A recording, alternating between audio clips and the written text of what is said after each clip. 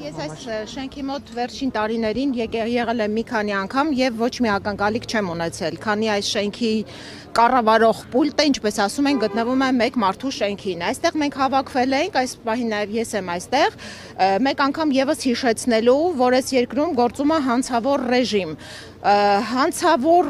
հանցագործ ռեժիմ, որի գործունեությունը աղետ է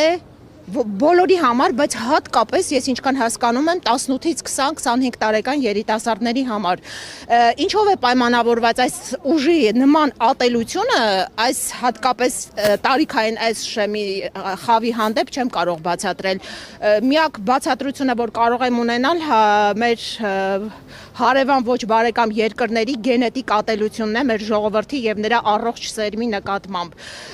Ես այստեղ եմ հատկապես խրախուսելու Դավիթի ընկերներին, որովհետև ես չեմ կարող իմ հիացմունքը չթաքցնել այս դասարանի, այս ընկերների հանդեպ։ Ես Դավիթին չեմ ճանաչում, Միքայելին երբեք չեմ տեսել, չեմ ճանաչում, բայց միայն այն փաստը, որ այս երիտասարդները ծաղկազարդի օրը պատարագի ժամանակ աղոթքի մեջ նրանց մոտեցել են հանցավոր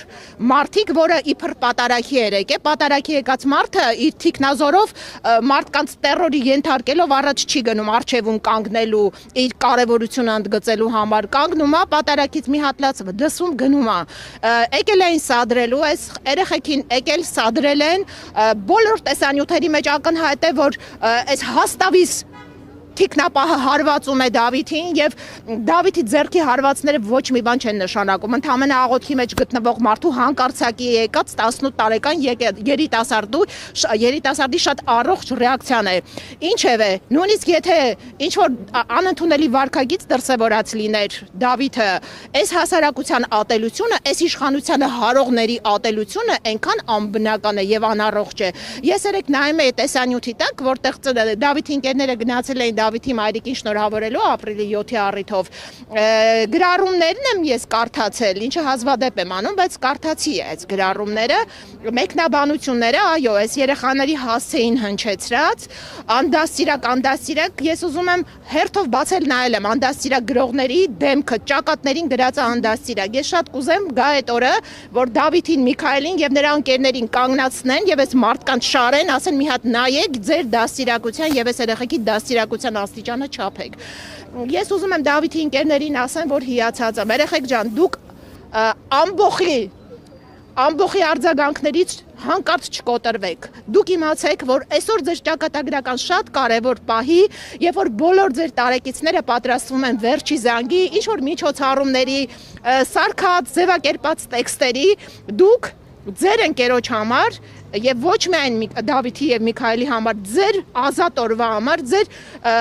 ազնիվ վարքը, ձեր սկզբունքային դիրքորոշումը պահելու համար այսօր կռիվ եք տալիս, պայքարում եք ոչ միայն հանցագործ ռեժիմի դեմ, այլև այդ ռեժիմին հարող տգետ ամբոխի դեմ։ Տիկին Գևորգյան, որպեսզի այլևս Դավիթները չզոհվեն, չնահատակվեն, այլևս Դավիթների ճակատագրի վրա, այսպես ասած, բիժ չթողնեն իշխանությունները, ինչ է պետք անել այս պահին։ Ազատվել, բոլոր Դավիթներն են դատապարտված։ Սրանք փորձը ցույց է տալիս, այս տարիները ցույց են տալիս, որ այս մարդիկ 5000 երեխու արյուն խմելուց հետո 5000 Դավիթ եւ Դավիթներ եւ այլ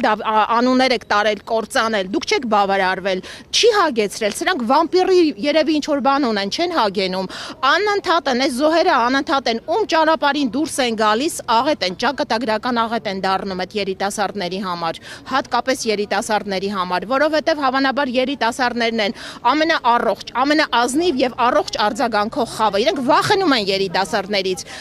Երիտասարդների սիրտը շահելու համար ինչ կապիկություն ասես չեն անում, վարչաբենդ են անում, համերգ են կազմակերպում։ Պետք է երիտասարդությունը համատարած բոյկոտի։ Ովքեր որ դեմ են այս անարդարություններին, ովքեր այս ամեն ինչի մեջ տեսնում են անարդարություն, պետք է համատարած բոյկոտի բոլոր այդ կեղծ միջոցառումները, որոնք բոլորիս միջոցների հաշվին կազմակերպում են իրանց չեղած վարկանիշը հատկապես երիտասարդների շրջանում բարձրացնելու համար։ Մի բանի վրա ուշադրություն չդարձրեցինք, որովհետև Փաշինյանը նախապես հայտարարել էր, որ ինքը գնալու է այն պատարակներին, որտեղ կաթողիկոսի անունը զեղչվելու է։ Ինքը հստակ գիտեր, որ Սուրբ Աննա կղզում վարչապետի եկեղեցու Սուրբ Աննա եկեղեցում չի զեղչվելու կաթողիկոսի անունը։ Այսինքն այստեղ հստակ է, որ նա հատուկ սադրելու Հա բնականաբար այդտեղ երկու կարծիք կա։ Երկու կարծիք կա, ինքը ուր գնում է բոլոր եկեղեցիներում, որտեղ չկա պայմանավորվածություն, որ չի զեղչվելու կաթողիկոսի անունը, դա գնում է սադրելու։ Տեսա, որ եկեղեցու դեմ նա անզոր է, եկեղեցին շարունակում է իր հեղինակությունը շատ բարձր պահել, չնայած իրենց հալածանքներին, իրենց բամբասանքներին, որոնք հերթով բոլորը հերկվում են, եկեղեցին վերջին նաև սոցհարցումներով հասարակության մեջ ամենաբարձր հեղինակությունը վայելող կառույցն է։ Այս մարդը հասկացա, որ եկեղեցու դեմ ինքը ոչինչ է։ Ոչինչ։ Այս մարդը կարա քաղաքական ուժերի դեմ, քաղաքական գործիչների դեմ ինչ-որ սադրանքներ կազմակերպի, տանի ոչ մի բանի համար նստացնի, իրեն է պաշտպանեն են ուժերը, որոնք իրեն բերել են այս երկիրը կործանելու համար, բայց եկեղեցու դեմ այս մարդը անզոր է։ Անզորությունից դիմում է ուղղակի չար մարդու հուսահատ վարքի դրսևորում։ Միայն սա։ Տիկին Գևորգյան, քանի որ առիթ են ձեռվել, նաև թեմայից դուրս մեկ հարց ունեմ կապված 44-օրյա պատերազմի քննիչ հանձնաժողովի զեկույցի հետ։ Օրերս Անդրանիկ Քոչարյանը հայտարարեց, որ ծնողները հնարավորություն չունեն դրան ծանոթանալու, դա գաղտնի փաստաթուղթ է։ Եթե օրինակ ծնողները իրավունք չունեն ծանոթանալու, դա ում համար է, իրենց համար, օրինակ ծնողներին հետաքրքիր է,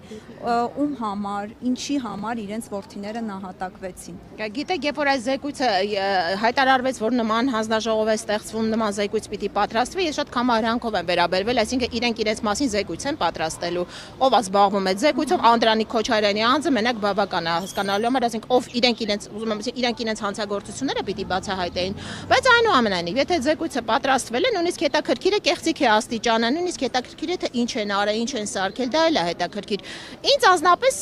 որ ասեմ, շատ ուզում եմ այդ զեկույցը կարդամ, չէ, ես սրանց իշխանության օրոք ինձ պատրաստած որևէ փաստաթուղթ ինձ վստահություն չի ներշնչում, բայց եթե կան ծնողներ, որոնք ուզում են, պարտավոր են այդ ծնողներին ներկայացնել այդ զեկույցը, որովհետև անմիջականորեն վերաբերվում է իրենց երեխաներին, մեր երեխաներին է վերաբերում այդ զեկույցը։ Սա, իսկ թե զեկույցը ինչա բացահայտելու, ես կարծում եմ, որ ամեն ինչ բացահայտվելու է միայն իշխանափոխությունից հետո, այս իշխանության օրոք ոչինչ էլ չի բացահայտվելու։